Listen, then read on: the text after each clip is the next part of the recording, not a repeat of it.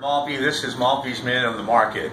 Welcome to the dog days of summer, where Wall Street takes off for a good 3 weeks out of the year, and they wind things down. Go to the Hamptons, go to Newport, Rhode Island, go on a safari, just get away from work.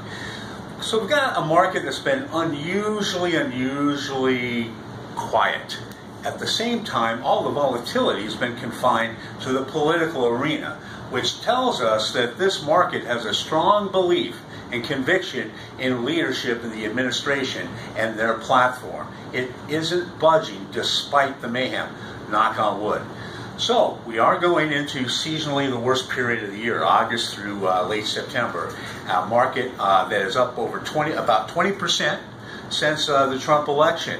And leadership has been confined predominantly to tech, the obvious characters there, and big cap overall. And small cap is kind of left in the dust here.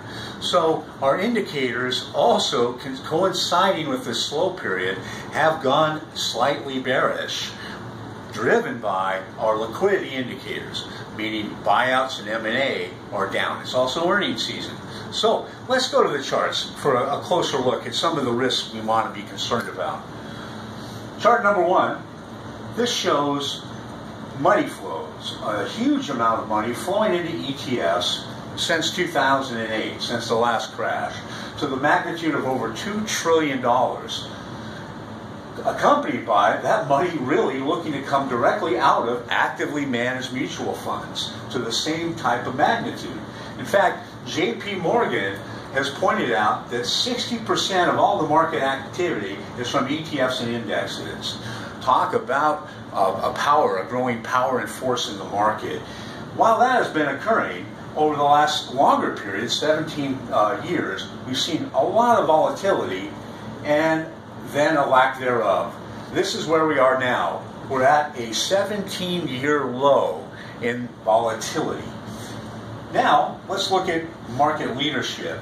This shows the S&P versus the microcap index. There's a huge spread right now of over 1,900 basis points, showing that fewer and fewer stocks have been working on this leg up. The question is, will that change?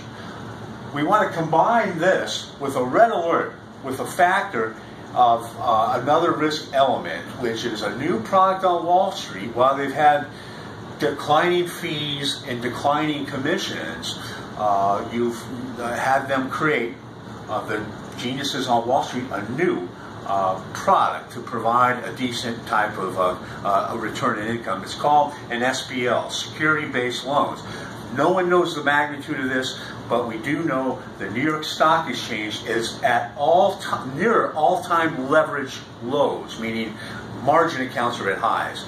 These SBLs are starting to grow very rapidly, and they can be used for many diverse things, not just securities. So we have a situation with a match that could strike the powder, that could blow up the dynamite, blowing up into a huge downfall when you look at what could happen here. Evidenced by consolidation in fewer stocks. The time to sell these through ETFs is much sooner. And a huge amount of leverage. What will get that process started, no one knows. That remains to be seen, but there is a high level of risk. So you want to beware. So, visit our website, millennium-asset.biz, for more information. And stay tuned while you're in the dog days of summer. Don't fall asleep. I'm Robert Maltby. It's Maltby's Minute on the Market.